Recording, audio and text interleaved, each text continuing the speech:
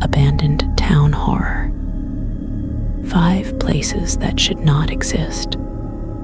There is a particular kind of silence that belongs only to places people have left.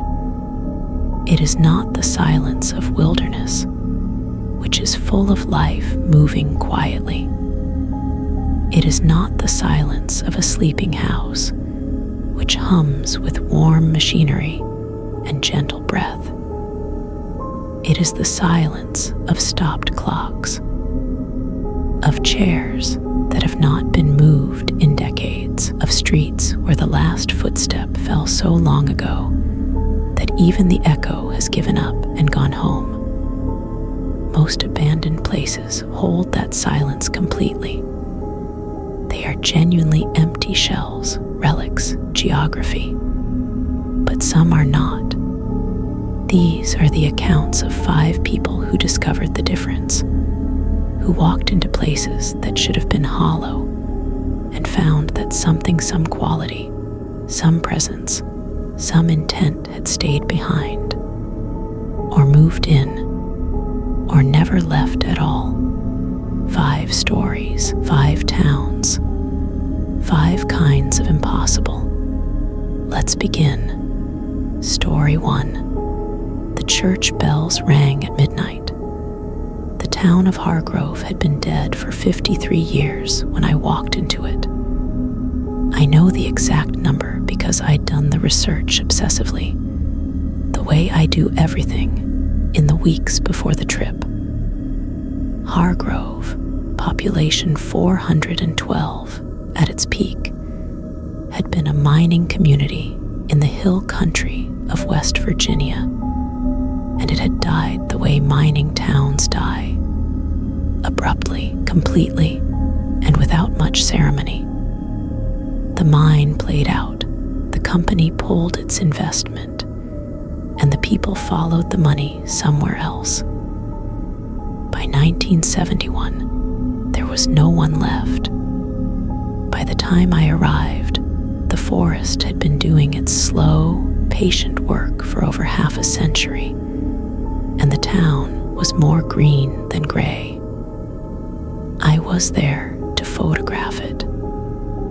I do this abandoned places, architectural decay, the specific aesthetic of things that have been left to become something other than what they were. I had photographed mills and hospitals and shopping centers and farmhouses, and Hargrove was just the next location on a long list. I arrived in the late afternoon, which was my first mistake. Not because afternoon is dangerous in itself, but because it meant that by the time I had hiked the 2 miles from where I'd parked and found the edge of town, the light was already going gold and low. I should have turned back. I told myself I'd shoot the golden hour, stay for maybe 40 minutes, and get out before full dark. Hargrove was beautiful in that light. I'll say that plainly. The way the late sun caught the broken windows of the general store and threw copper light across the overgrown street, the way the old church at the far end of town rose above the tree line with its white paint peeled to bare gray wood, it was exactly the kind of image I drove hours to find. I moved through the streets slowly, shooting everything, and the silence was exactly what I said before. The silence of a stopped clock. Complete, correct. The silence of a place genuinely empty. I was photographing the church steps when the light finally failed entirely. I had pushed it too long. The smart move was to navigate back through town to the tree line and pick up the trail to my car by headlamp. I started for the edge of town. The bells rang at midnight.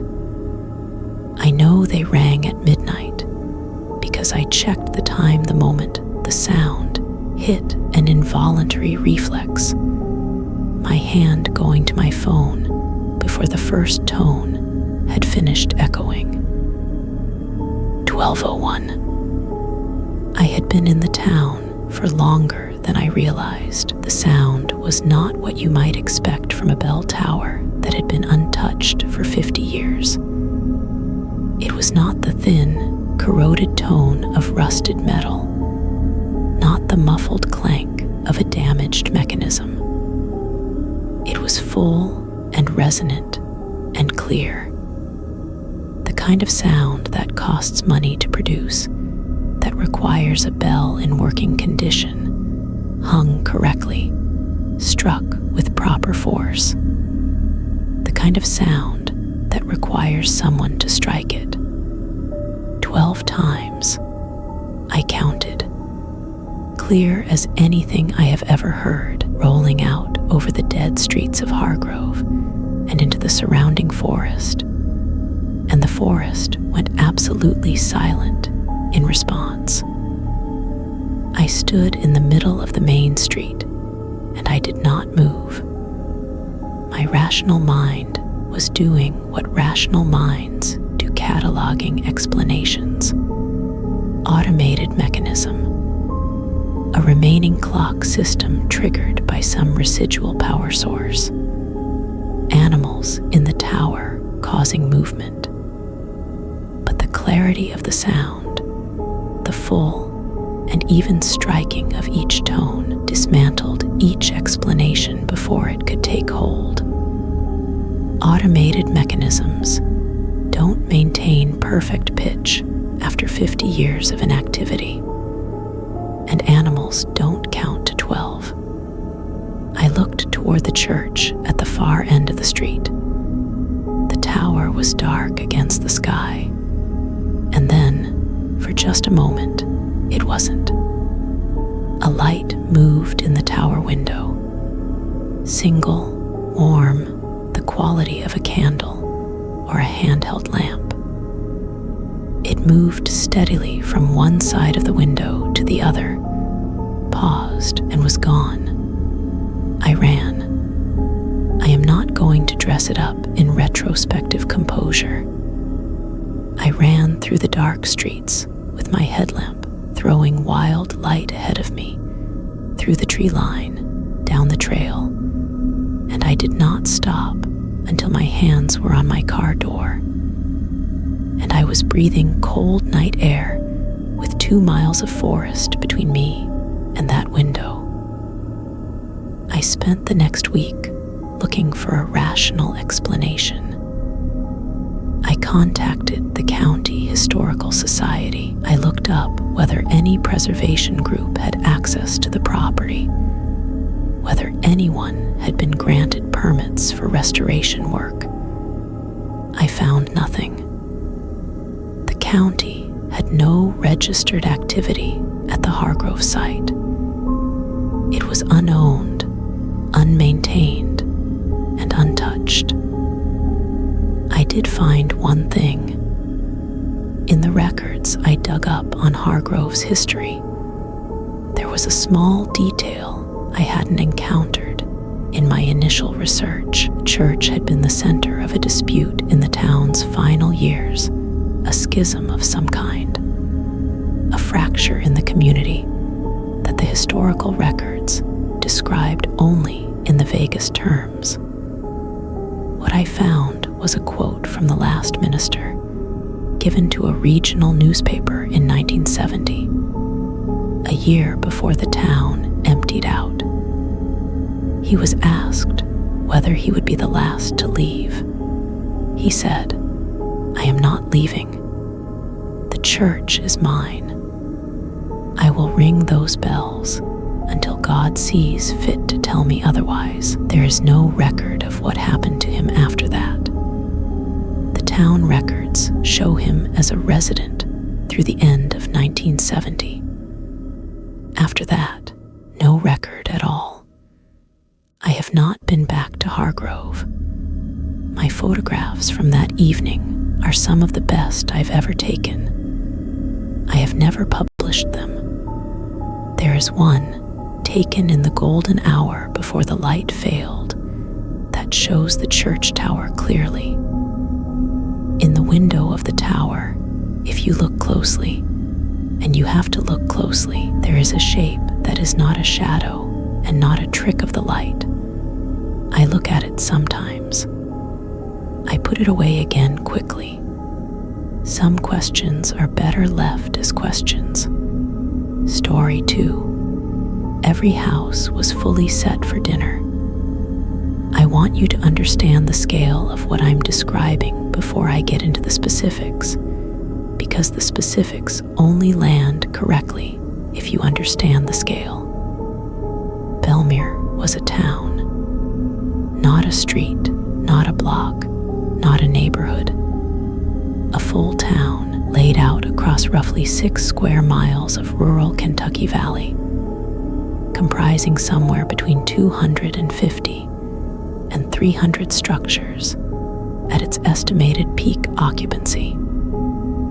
Houses, businesses, a school, 2 churches, a post office, a town hall, a library, a complete civic infrastructure. Every residential structure in Belmere that we entered, and we entered 41 of them, systematically, over 2 days, was set for dinner. I was part of a 4-person urban exploration team. We were experienced, methodical, and not prone to group hysteria. We documented everything on video and in written logs, and I have reviewed that footage many times in the years since. What I am telling you is consistent with what the footage shows.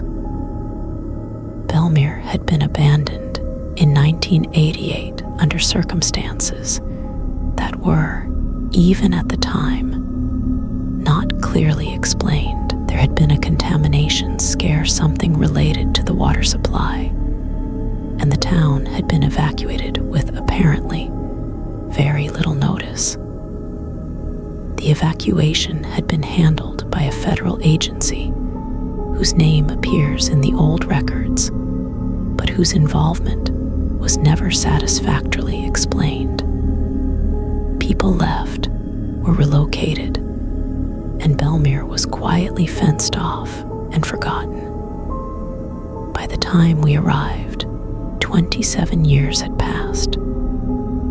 The first house we entered was on the eastern edge of town, a small ranch style with an overgrown yard and a front door that pushed open without much resistance. We moved through it the way we always do, methodically, photographing everything, calling out the condition of rooms to whoever was recording. Living room, normal. Hallway, normal. Bedrooms, normal. Then the kitchen. The table was set for 4. Plates, glasses, silverware, all in their correct positions. The plates held food, or what had been food after 27 years. It was difficult to identify with certainty, but the arrangement on each plate was consistent with a meal that had been plated and placed before the people eating it were interrupted. There was a serving dish in the center of the table. Our team lead, Marcus, was the first to articulate what we were all processing. He said, "That's a dinner table." And we stood there, the 4 of us, in a kitchen in an abandoned house, looking at a table that had been set 27 years ago and never cleared. House 2 was the same. House 3. By house 6, none of us were narrating our findings out loud anymore. We were just moving through the rooms quietly, taking photographs, and then standing in each kitchen for a moment before moving on.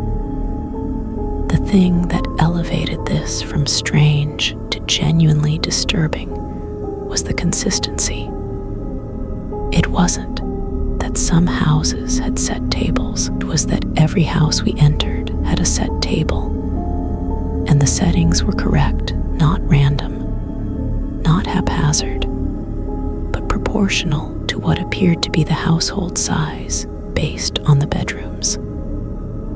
A one-bedroom house had a table set for one. A house with 3 children's bedrooms had a table set for 5. Whatever had happened at dinner time.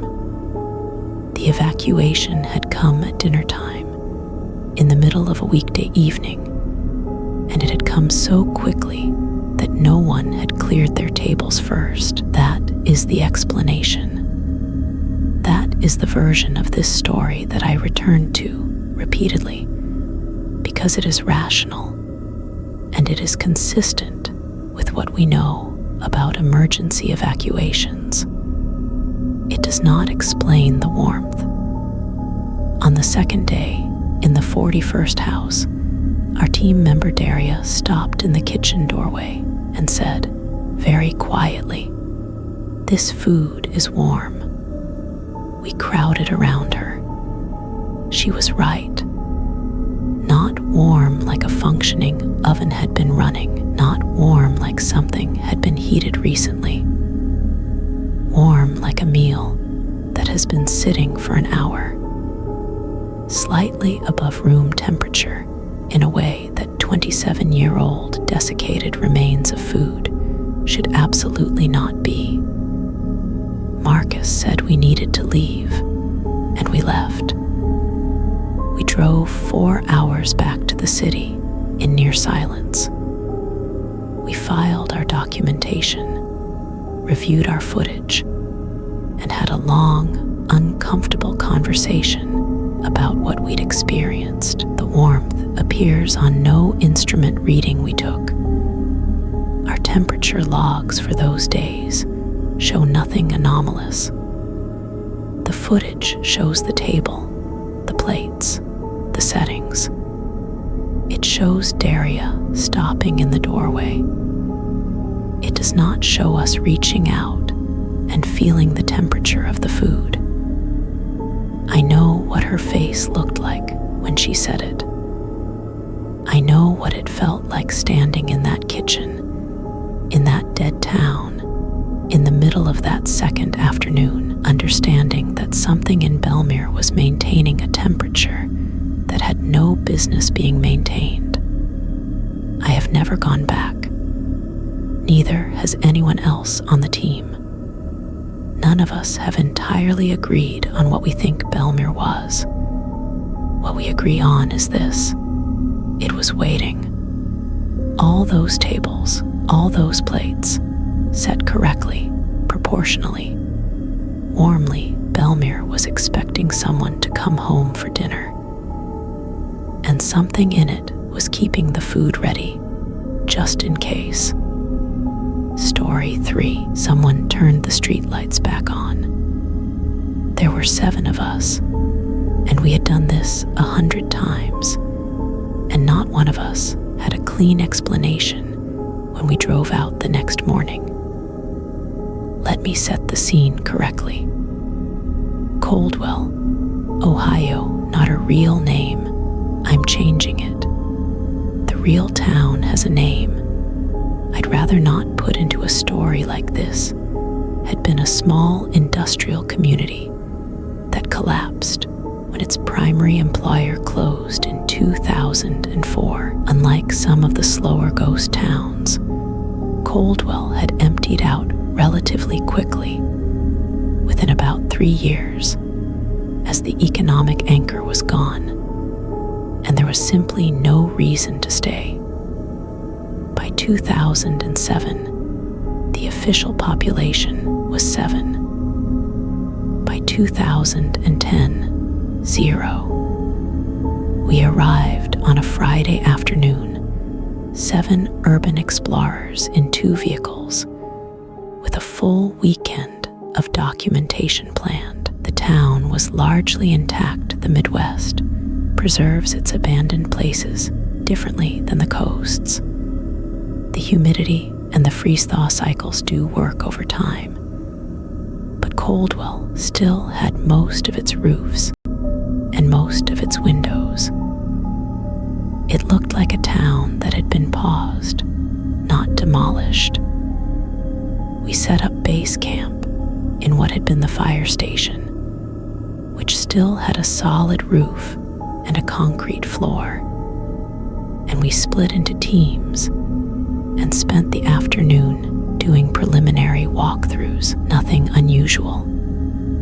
Dust, decay, the slow reclamation of nature vines in the windows, birds in the upper floors of the town hall, a family of raccoons that had taken up residence in the old diner. Standard. Expected. As the sun went down, we regrouped at the fire station, cooked on camp stoves, reviewed what we'd seen, planned the next day. The kind of evening that defines this hobby, comfortable in the familiar discomfort of an empty place. Competent people doing competent work. At 8:43 in the evening, the streetlights came on.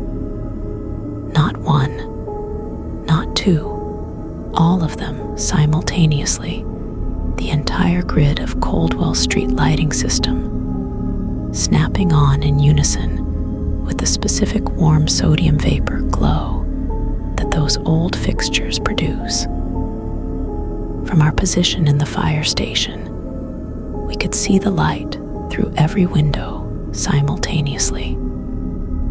The town went from dark to lit in an instant, the way it must have looked on any ordinary evening in 2002. We stood up, all 7 of us, whatever we'd been doing, stood up in the same moment.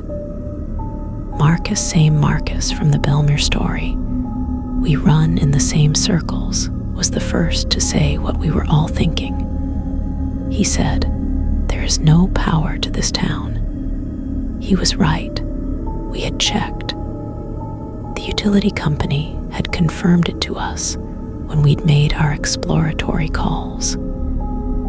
The grid serving Coldwell had been decommissioned and physically disconnected. There was no operational power to the town. The substation a mile outside of town was confirmed non-functional. The lights did not care about any of this. We went out into the street. The lights were on. Every sodium vapor streetlight in Coldwell's grid, warm and buzzing gently, casting their familiar orange glow on empty sidewalks and closed storefronts. I reached up and touched a lamppost. The metal was warm. The buzz of active current in the fixture was unmistakable. We checked the substation at 9:15, Marcus and I, while the others documented the town under the lit streetlights. The substation was physically, as it had been described, decommissioned, disconnected, locked. It was also buzzing. The transformers were vibrating at the frequency of active operation. Every indicator that should have been dark was live. No power source. All indicators operational. The physics of it were simply wrong. The lights stayed on all night. We documented everything. We are careful people with good equipment and clear video records. The footage shows exactly what I have described, a fully illuminated dead town operating on no power source we could identify. At 5:47 in the morning, they went off. All of them simultaneously, as the first gray light of dawn began to show in the east, as if the day shift had arrived and the night shift was released. We drove home that morning mostly in silence, published our documentation, minus the substation footage, which we agreed felt too far outside anything we could responsibly claim to explain.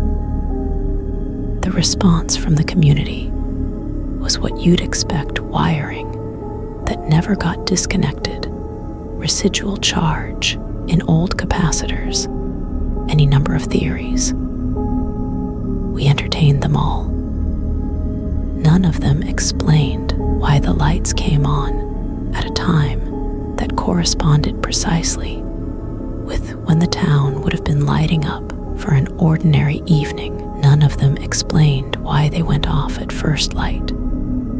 Coldwell turned its lights on for us, exactly as it had every evening for the years it was alive.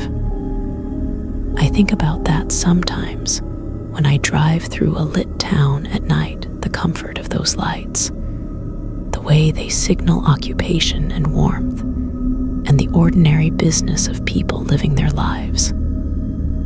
I think about what it means for a town to remember that, to reach for it night after night with no one there to see, to want, in whatever way a dead place can want, to look like it's still home. Story 4. We found fresh footprints in the dust.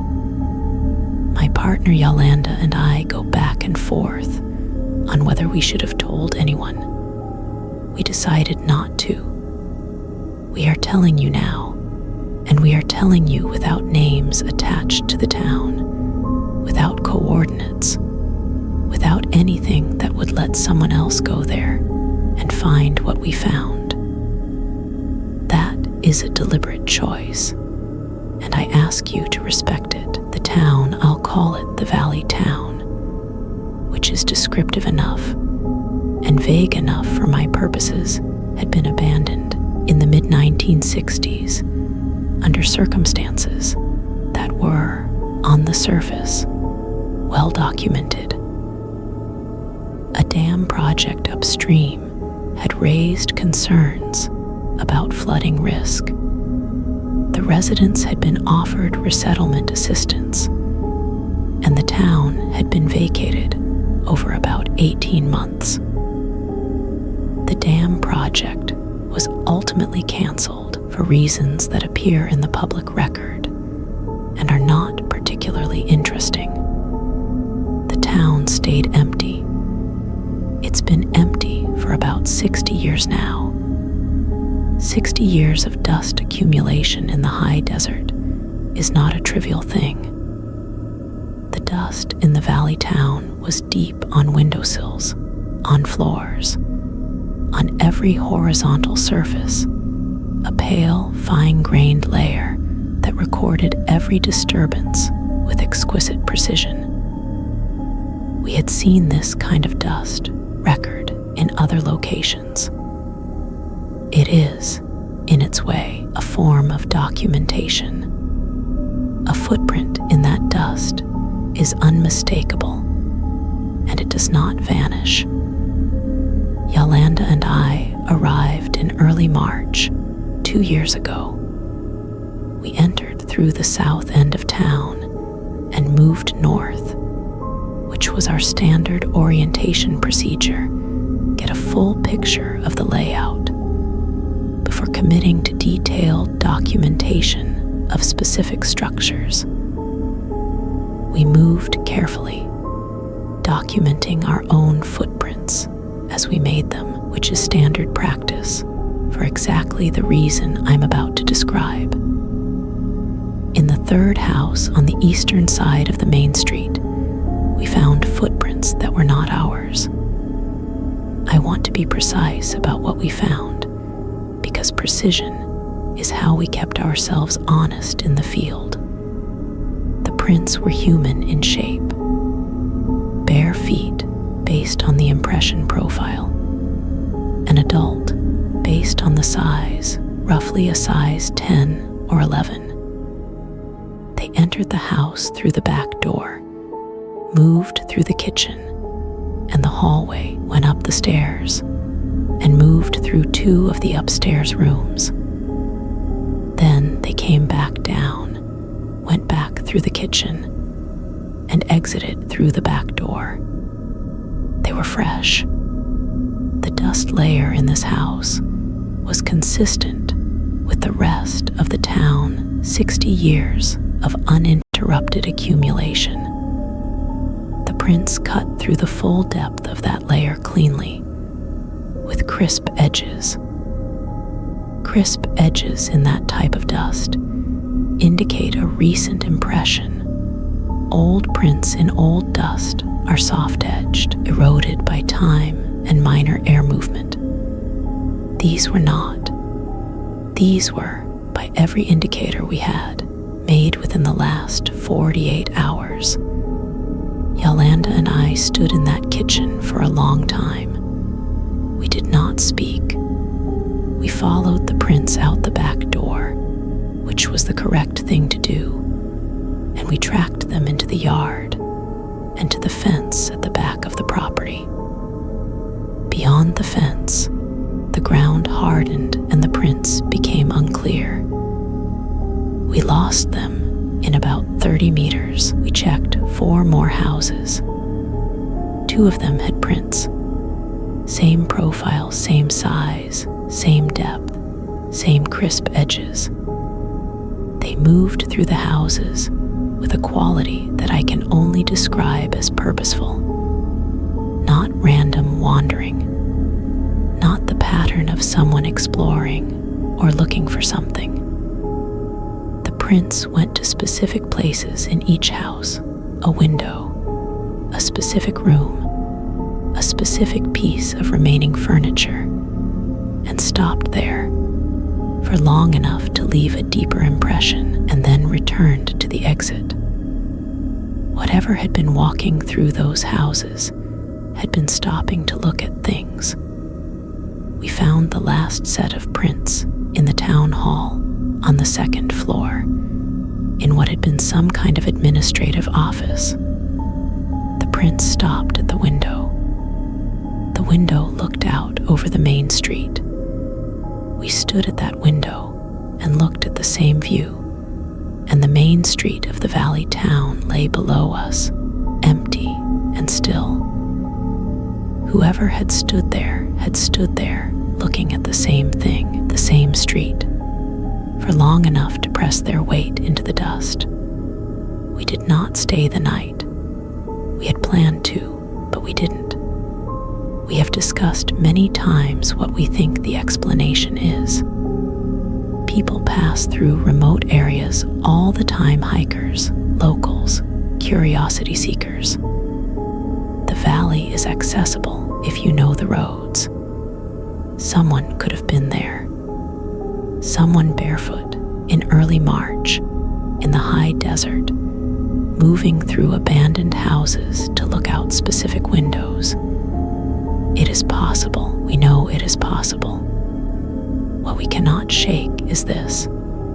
In 60 years of accumulated dust across the full sweep of the valley town, those were the only prints we found that weren't ours.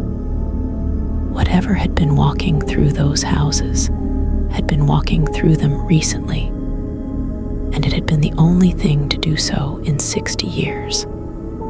60 years of nothing. And then, just before we arrived, something had walked through the houses and stopped at the windows and looked out. We don't know if it was looking for something. We don't know if it found it. We don't know if it was still there when we were. Story 5. The town appeared on no maps. I was not supposed to be on that road. I want to make that clear because it matters to the geography of what happened. I was driving a 2-lane state highway through central Oregon in late October, a route I had driven before, and I took a turn that I believed correctly based on a map I had used many times connected to a county road that would shave 40 minutes off my drive.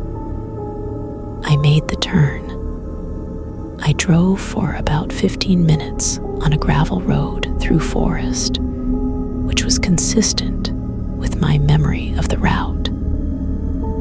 And then the road opened into a town, not a crossroads, not a gas station or a grain elevator, or the kind of micro-community that dots rural America.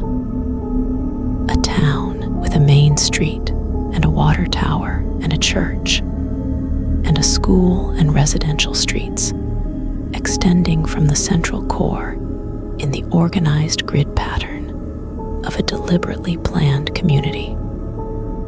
A town of perhaps 3,000 or 4,000 people at its likely peak, now completely and utterly empty. I stopped my car in the middle of what would have been the main intersection. There was no sound except my engine. The buildings were in a moderate state of decay, not recent abandonment, but not 60 years either.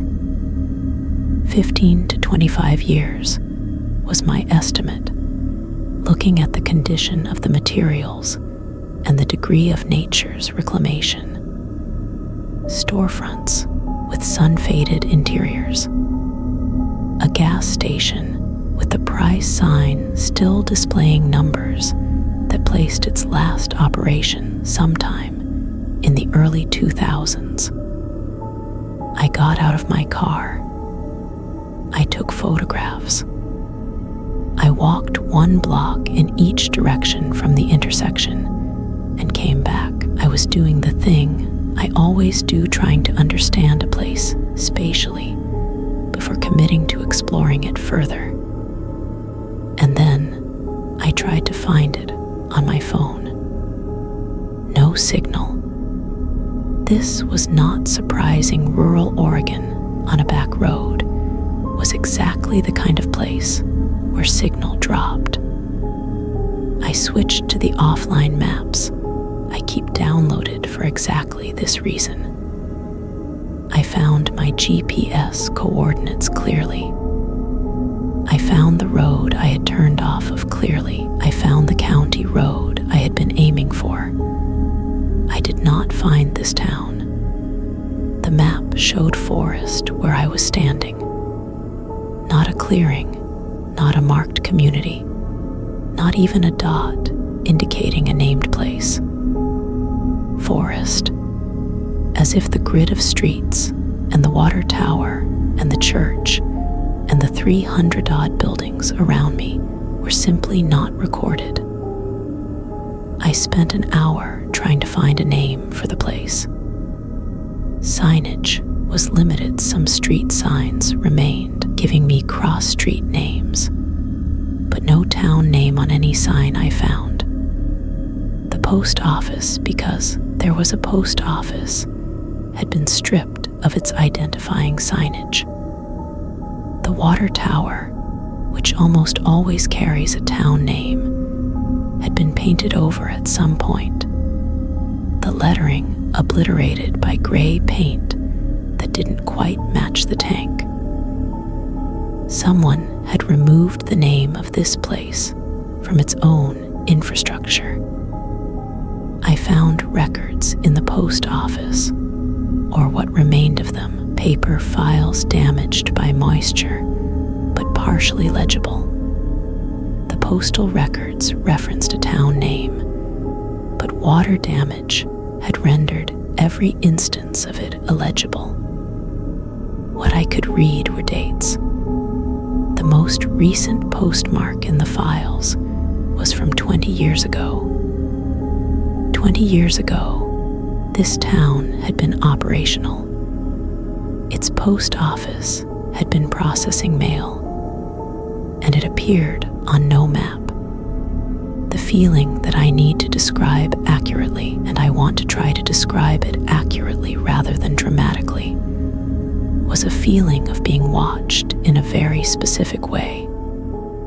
Not the vague, ambient unease of an unfamiliar place. Not the manageable tension of standard urban exploration. a directed, attentive quality of observation. The feeling that something in the town knew I was there and was paying careful, specific attention to where I went and what I looked at. I kept my movements deliberate. I went back to my car. I drove the way I had come in, back to the main road. The county road I had been aiming for was where it should have been. I found it without difficulty. I reached my destination. I arrived 2 hours later than expected. In the weeks after, I made serious efforts to locate the town through historical records, county assessor data, and state archives. I had GPS coordinates. I had photographs. I had partial postal records on my camera. I found nothing. The coordinates correspond, in every database I checked, to national forest land with no recorded occupancy. County records show no incorporated or unincorporated community at those coordinates. State archives have nothing. I contacted the Oregon Historical Society. I contacted the Postal Service. I contacted a researcher who specializes in lost communities of the Pacific Northwest. No one had a record of it. The photographs exist. I look at them sometimes and trace the grid of streets, the buildings, the water tower with its painted over name. A real place, documented, verifiable to anyone I show the images. A place that does not, according to every record that should know it exists, exist. I have driven that road twice more since then. The turn is where it was. The gravel road is there. It does not open into a town. It connects, after 15 minutes, to the county road I was aiming for originally. The town is not there anymore. Or it is there, and I no longer know how to find it. I don't know which of those is more frightening. I don't know which of those I'm hoping for when I take that road and watch the tree line for a clearing that isn't there. I don't know why I keep looking. These have been 5 accounts. 5 places that refuse to behave as empty things should behave. A church that remembers its minister. A town that kept dinner warm. A dead grid that reaches for its lights. A presence that walks through abandoned rooms to look out the windows of a life it should no longer be living. A town that erased its own name and then erased itself from the road that found it. Abandonment, it turns out, is not as simple as leaving.